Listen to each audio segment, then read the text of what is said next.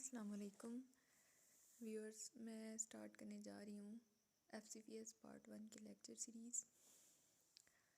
These lectures would be more helpful for those who are going for FCPS part 1, क्योंकि FCPS part 1 को पास करने के लिए सबसे इम्पॉर्टेंट चीज़ जो है वो आपके बेसिक कॉन्सेप्ट जो हैं वो क्लियर होनी चाहिए।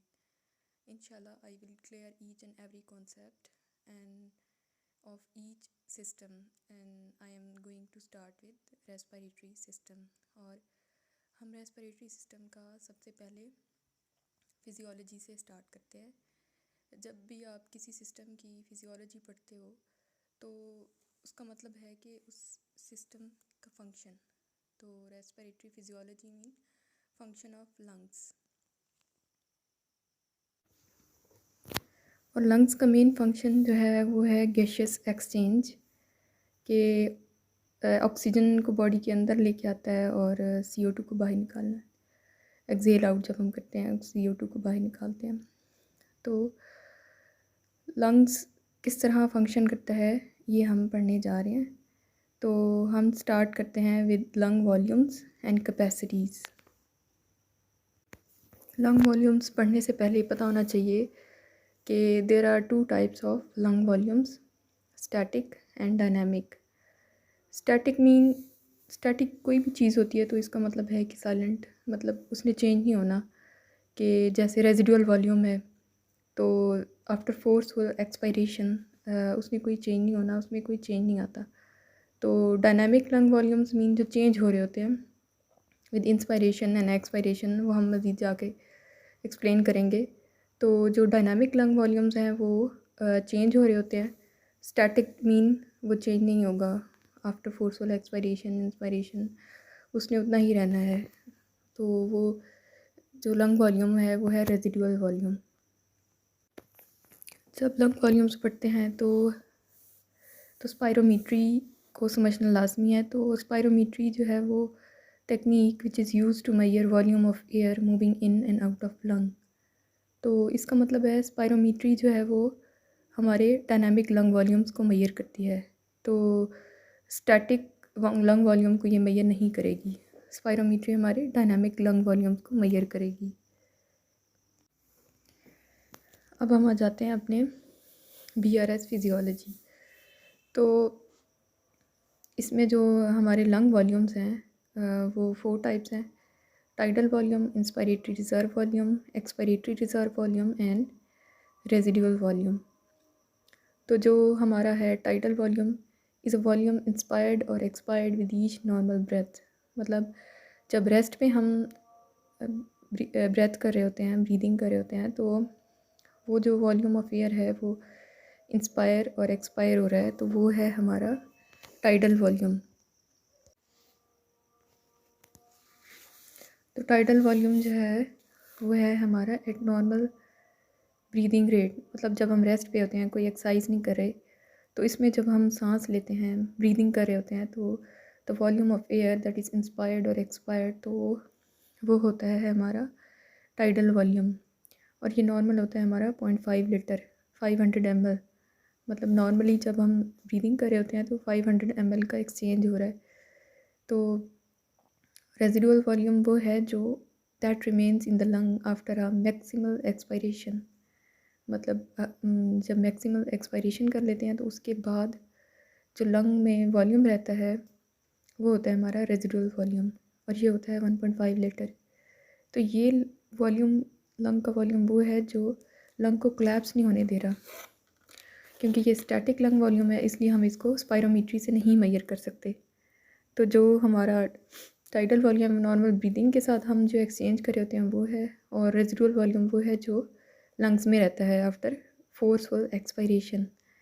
और जो इंस्पायरेटरी रिजर्व वॉल्यूम है जब हम मैक्सिमल इंस्पायरेशन करते हैं अबव टाइडल वॉल्यूम तो है जो हम नॉर्मल ब्रीदिंग कर रहे होते हैं, पर जब हम मैक्सिमल इंस्पायरेशन करते हैं जैसे एक्सरसाइज में, जब हम एक्टिविटी कर रहे होते हैं, एक्सरसाइज ड्यूरिंग एक्सरसाइज, तो वो जो हम मैक्सिमल इंस्पायरेशन करते हैं तो टाइडल वॉल्यूम के अबव जितना भी वॉल्यूम हम इंस्पायर कर रहे हैं वो होता है हमारा इंस्पायरेटरी रिजर्व वॉल्यूम। और ये होता है हमारा 3 लीटर। और एक्सपायरेटरी रिज़र्व वॉल्यूम वो है जैसे हम फोर्सफुल एक्सपायरेशन करते हैं। तो जो टाइडल वॉल्यूम है उसमें तो हम नॉर्मल रेट पे कर रहे होते हैं एक्सपायरेशन। जो एक्सपायरेटरी रिज़र्व वॉल्यूम है वो फोर्सफुल एक्सपायरेशन वाला वॉल्यूम है, और ये होता है हमारा 1.2 लीटर। तो tidal volume, inspiratory reserve volume, expiratory reserve volume, क्योंकि ये मूव कर रहे हैं इन एंड आउट, और ये जो है ये डायनामिक लंग वॉल्यूम्स हैं, और इनको हम मेजर कर सकते हैं बाय स्पायरोमीट्री। और जो रेजिडुअल वॉल्यूम है, क्योंकि ये स्टैटिक है तो इसको हम स्पायरोमीट्री से मेजर नहीं कर सकते। तो इस तरह का कोई MCQs आ सकता है कि कौन से वॉल्यूम्स हम स्पायरोमीट्री से मेजर कर सकते हैं, कौन से वॉल्यूम जो हैं वो स्पायरोमीट्री से मेजर नहीं कर सकते। अब हम आ जाते हैं डेड स्पेस पे। तो जो डेड स्पेस है उसमें ये है कि 2 types of dead space, anatomical dead space and physiological dead space. तो anatomical dead space mean the volume of conducting airways. जो रेस्पिरेटरी ट्री है उसका जो कंडक्टिंग एयरवेज, इट मीन कि रेस्पिरेटरी ट्री का वो पार्ट जो गैसियस एक्सचेंज में टेक पार्ट नहीं कर रहा, जिसमें रेस्पिरेटरी मेम्ब्रेन नहीं है, तो वो जो है वो एनाटॉमिकल डेड स्पेस बनाता है। तो नॉर्मली हमारी जो है 150 ml जो एयर है वो डेड स्पेस में रहती है। तो डेड स्पेस होगी हमारी 150 ml अप्रॉक्सीमेटली। जब हम इंस्पायर करते हैं तो 150 ml जो है वो डेड स्पेस में ट्रैप हो जाता है। तो फिजियोलॉजिकल डेड स्पेस जो है वो फंक्शनल मेजरमेंट है। वो क्या है? एनाटॉमिकल मेजरमेंट है, स्ट्रक्चरल है। हम स्ट्रक्चर के लिहाज से देख रहे हैं कि कौन सा लंग्स का पार्ट जो है वो ट्री जो है वो गैसियस एक्सचेंज में टेक पार्ट नहीं करा। पर जो फिजियोलॉजिकल है वो फंक्शनल मेजरमेंट है, और it is defined as volume of lungs that doesn't participate in gas exchange. तो ये वॉल्यूम ऑफ लंग है जो गैसियस एक्सचेंज में टेक पार्ट नहीं कर रहा। उसमें क्या था? कंडक्टिंग एयरवेज थे। इसमें क्या है? लंग्स का वॉल्यूम मतलब एल्वुलाई, जो नॉर्मली हमारी लंग्स का वो पार्ट जो फंक्शनल यूनिट तो लंग्स के जो एल्वुलाई नॉर्मली जो है वो गैसियस एक्सचेंज में टेक पार्ट कर रहे होते हैं, पर ड्यू टू एनी पैथोलॉजी अगर वो गैसियस एक्सचेंज में टेक पार्ट नहीं करते तो वो बनाते हैं फिजियोलॉजिकल डेड स्पेस। तो नॉर्मली क्या होता है कि हमारे एल्वुलाई जो हैं वो वेल फंक्शनिंग होते हैं, तो फिजियोलॉजिकल डेड स्पेस 0 होती है। तो इसलिए जो है वो physiological dead space is approximately equal to anatomical dead space in normal lungs, क्योंकि नॉर्मल लंग्स में एल्वुलाई जो हैं वो नॉर्मली फंक्शन कर रहे हैं।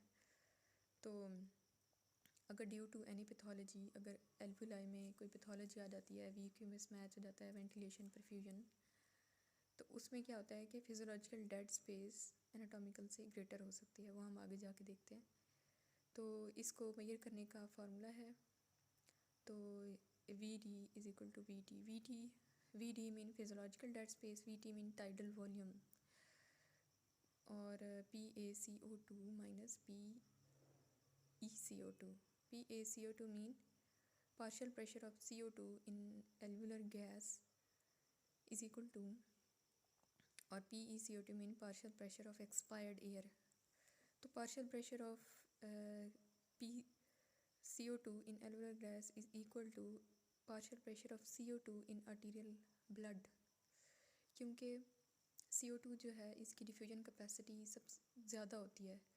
तो एल्वुलाई में क्या होता है कि CO2 डिफ्यूज़ करके एल्वुला में आती है, तो इसकी डिफ्यूजन कैपेसिटी ज़्यादा होती है, तो इसलिए इक्विलिब्रिएट कर जाती है एल्वुलर गैस में। CO2 का partial pressure equal to arterial blood के इक्वल हो जाता है, क्योंकि ये डिफ्यूजन कैपेसिटी ज़्यादा होती है, तो ये डिफ्यूज़ कर जाती है ब्लड से एल्वुलाई में और इक्विलिब्रिएट कर जाती है। तो जितना एल्वुलर गैस में इसका पार्शियल प्रेशर होता है उतना आर्टीरियल ब्लड में होता है। स्पेस को समझने के लिए हम रेस्पिरेटरी ट्री को 2 पार्ट में डिवाइड कर देते हैं, conducting zone and functional zone. तो जो हमारा कंडक्टिंग जोन है वो स्टार्ट होता है from mouth up to terminal bronchioles, और कंडक्टिंग जोन में गैस की एक्सचेंज नहीं होती, don't participate in gas exchange. इसने बस कंडक्ट करना है एयर को to the functional zone of lung. तो जो फंक्शनल जोन है वो हमारा होता है respiratory bronchioles up to alveoli.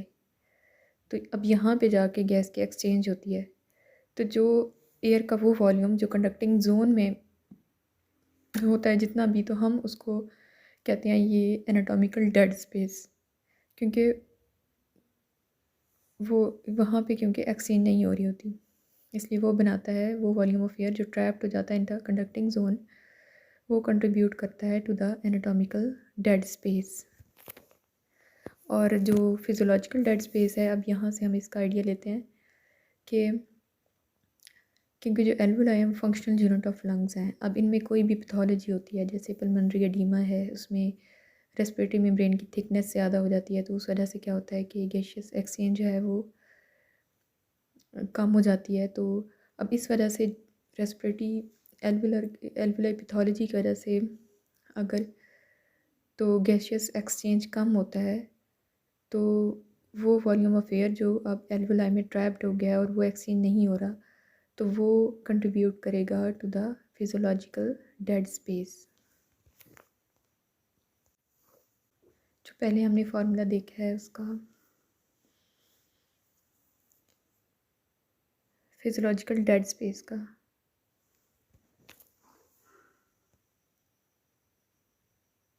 यहाँ पे कि physiological dead space is equal to tidal volume. जो टाइडल वॉल्यूम है उसको अगर हम मल्टीप्लाई करें to the two in alveoli minus partial pressure of CO2 in expired air, तो जो एक्सपायर्ड एयर है उसमें CO2 कम होगा, क्योंकि एल्वुलाई में जो CO2 है वो जब एक्सपायर होगा तो वो गुजर के जाएगा थ्रू कंडक्टिंग जोन। तो कंडक्टिंग जोन में क्योंकि कंडक्टिंग जोन की जो गैशियस कंसंट्रेशन है CO2 की ऑक्सीजन को की वो इक्वल होती है टू द इन्वायरमेंटल एयर, क्योंकि वहाँ पे कोई एक्सचेंज नहीं हो रहा, तो वहाँ पे CO2 की कंसंट्रेशन कम होती है। तो जब एल्वुलाई से CO2 कंडक्टिंग जोन में जाता है तो वहाँ पे डाइल्यूशन हो जाती है, इसलिए एक्सपायर्ड एयर में CO2 कम होती है एज़ कम्पेयर टू एल्वुलाई। उसको वो डिवाइड करते हैं by partial pressure of arterial blood, partial pressure of CO2 in arterial blood. तो ये जो माइनस करके डिवाइड करके जो वैल्यू आती है इसको हम कहते हैं फ्रैक्शन।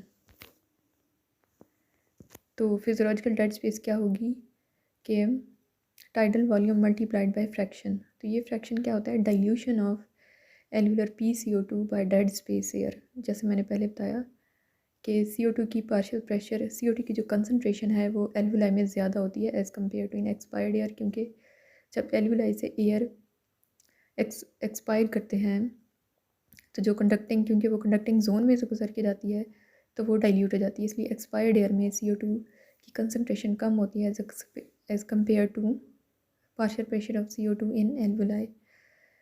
तो ये फ्रैक्शन क्या रिप्रेजेंट करता है कि एल्वुलर PCO2 की डाइल्यूशन हो गई है बाय डेड स्पेस एयर, क्योंकि dead space air doesn't participate in gas exchange and doesn't contribute CO2 to the expired air. ठीक है, तो अब हम देख लेते हैं, ये हमारे हो गए वॉल्यूम्स। अब हम देखते हैं वेंटिलेशन रेट। तो वेंटिलेशन रेट दो किस्म के होते हैं, there are two types of ventilation rate, minute ventilation and alveolar ventilation. तो मिनट वेंटिलेशन का मतलब ये है कि हम एट रेस्ट जब ब्रीदिंग कर रहे होते हैं तो जितनी एयर जो है हमारे लंग्स में एक्सपायर हुई है, चाहे वो हमारी एल्वुलाई में गई है या डेड स्पेस में गई है, तो वो होती है हमारी मिनट वेंटिलेशन। 1 मिनट में जितनी वेंटिलेशन हुई है हमारे पूरे लंग्स की, चाहे उसमें डेड स्पेस एयर है या फिर एल्वुलाई में एयर है, तो वो होती है मिनट वेंटिलेशन। ठीक है, तो वो कैसे हम देखते हैं, जब हम रेस्टिंग पे होते हैं तो हमारा रेट, तो वॉल्यूम ऑफ एयर कौन सा होता है हमारा, टाइडल वॉल्यूम। तो टाइडल वॉल्यूम को मल्टीप्लाई करते हैं बाय रेस्पिरेटरी रेट से, ब्रेथ्स पर मिनट, तो 1 मिनट में वेंटिलेशन आ जाती है, तो वो होती है हमारी मिनट वेंटिलेशन। तो एल्वुलर वेंटिलेशन क्या होती है कि 1 मिनट में हमारे एल्वुलाई तक कितनी जो है वो एयर गई है, कितनी एयर, तो उसमें ये होता है कि हमने डेड स्पेस एयर को माइनस करना है। तो टाइडल वॉल्यूम में से जब हम डेड स्पेस एयर को माइनस कर देते हैं तो उसको रेस्पिरेटरी रेट से मल्टीप्लाई करते हैं तो 1 मिनट में हमारे एल्वुलाई में जितनी वेंटिलेशन हुई है वो आ जाती है। तो ये बहुत ही सिंपल सा कॉन्सेप्ट है इसका कि 1 मिनट में हमने पूरे लंग्स की देखनी है तो वो मिनट वेंटिलेशन होती है। 1 मिनट में अगर हमने एल्वुलाई की देखनी है तो हमने टाइडल वॉल्यूम में से डेड स्पेस को माइनस करना होता है। तो अब हम देखते हैं जिस तरह ये सिनेरियो दिया हुआ है कि a person with tidal volume of 0.5 litre is breathing at the rate of 15 breaths पर मिनट। तो इसका टाइडल वॉल्यूम है 0.5 लीटर और ब्रीदिंग रेट है 15 ब्रेथ्स पर मिनट। तो टाइडल वॉल्यूम को ब्रेथ से मल्टीप्लाई करें तो ये आ जाएगा हमारा मिनट वेंटिलेशन PCO2 ऑफ, अगर हम मल्टीप्लाई करें 0.5 को 15 से तो ये आ जाता है 7.5 लीटर और ये होती है हमारी मिनट वेंटिलेशन। तो जो एल्वुलर वेंटिलेशन है partial pressure of CO2 of arterial blood is 40 and partial pressure of CO2 of is expired air is 36। तो अब देख लें कि एक्सपायर्ड एयर की कम है as compare to arterial blood. तो जो आर्टेरियल ब्लड की पार्शियल प्रेशर है is equal to partial pressure of CO2 in alveoli. तो हम यहीं से देख लेते हैं कि एल्वुलाई में पार्शियल प्रेशर कितना होगा CO2 का 40। तो ये चीज़ें जब हम पुट करते हैं इन फार्मूला तो ये जो आ जाता है हमारा 6.75 लीटर, ये होती है हमारी, इन्होंने पूछा एल्वुलर वेंटिलेशन, तो ये आ जाती है हमारी एल्वुलर वेंटिलेशन। हमने डेड स्पेस एयर को माइनस कर दिया इसमें से, टाइडल वॉल्यूम में से इसमें। अब हम देखते हैं lung capacities. Inspiratory capacity, functional residual capacity, vital capacity और फोर्स वाइटल कैपेसिटी। वो कैपेसिटी जिसमें हमारा स्टैटिक लंग वॉल्यूम होगा, स्टैटिक कौन सा, रेजिडुअल वॉल्यूम होगा, तो वो हम स्पायरोमीट्री से मेजर नहीं कर सकेंगे। तो जो इंस्पायरेटरी कैपेसिटी है उसमें होता है the sum of tidal volume and inspiratory reserve volume. ऊपर ग्राफ पे आ जाते हैं, tidal volume plus inspiratory reserve volume.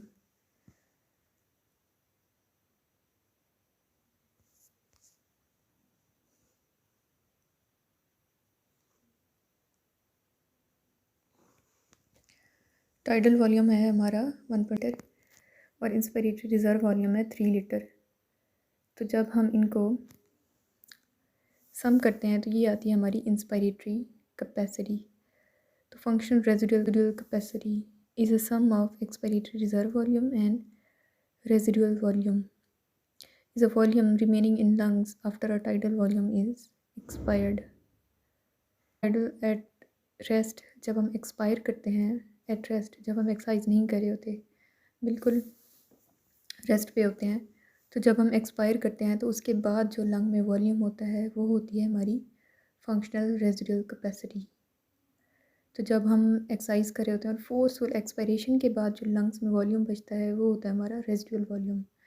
But जब हम रेस्ट पे हैं और एक्सपायर कर रहे हैं तो उसके बाद जो लंग में वॉल्यूम बचता है वो होती है फंक्शनल रेजिडुअल कैपेसिटी। कि इसमें रेजिडुअल वॉल्यूम इन्वॉल्व है तो इसको हम मेजर नहीं कर सकते बाय स्पायरोमीट्री। वाइटल कैपेसिटी और force vital capacity. Vital capacity is a sum of tidal volume, inspiratory reserve volume and expiratory reserve volume. तो जब हम एक्सरसाइज कर रहे होते हैं और फोर्सफुल इंस्पायरेशन कर रहे होते हैं और फोर्सफुल एक्सपायरेशन कर रहे होते हैं तो उसमें क्या होता है, हमारी वाइटल कैपेसिटी इन्वॉल्व होती है। Is a volume of air that can be forcibly expired after a maximal inspiration. क्योंकि एक्सरसाइज में हम मैक्सिमल इंस्पायरेशन कर रहे होते हैं और फोर्सफुल एक्सपायरेशन कर रहे होते हैं, डीप ब्रीदिंग कर रहे होते हैं ड्यूरिंग डीप ब्रीदिंग। तो is a volume of air that can be forcibly expired after a maximal inspiration. Maximal inspiration के बाद जब हम फोर्सफुली एक्सपायर करते हैं तो ये जो लंग का वॉल्यूम है ये है हमारी वाइटल कैपेसिटी। इसमें होता है tidal volume, inspiratory reserve volume and expiratory reserve volume, और ये होता है हमारा ड्यूरिंग डीप ब्रीदिंग हम वाइटल कैपेसिटी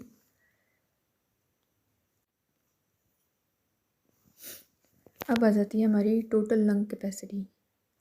तो टोटल लंग कैपेसिटी में क्या होता है, is the sum of all 4 lung volumes.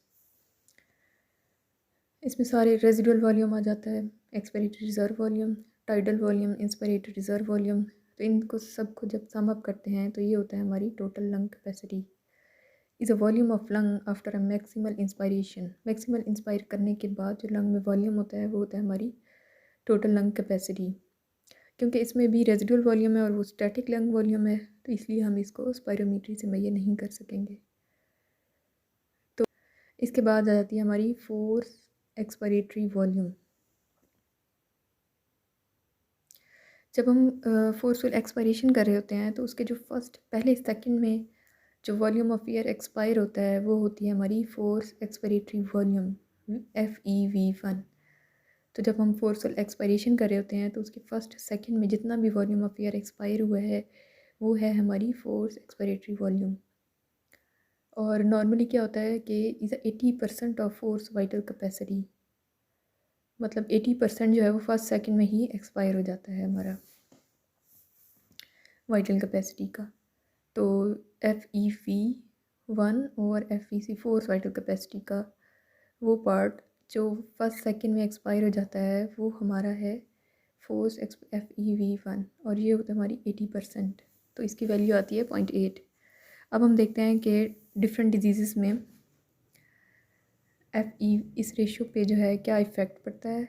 तो जो हमारी होती हैं ऑब्स्ट्रक्टिव लंग डिजीज़, उनमें क्या होता है कि ऑब्स्ट्रक्शन टू एयर फ्लो है कि एक्सपायरेटरी जो एक्सपायरेशन का टाइम है वो ड्यूरेशन जो है एक्सपायर करने का ड्यूरेशन जो है वो प्रोलॉन्ग हो जाता है, क्योंकि there is obstruction to outflow. Airway narrow हो जाती हैं तो उनमें ऑब्स्ट्रक्शन होती है, तो एयर को एक्सपायर करने में ज़्यादा टाइम लगता है। तो क्या होता है कि अब FeV1, तो इसलिए क्या होता है कि जो फर्स्ट सेकंड में एयर एक्सपायर होती है in first second of force vital capacity, तो वो कम हो जाती है as compare to force vital capacity.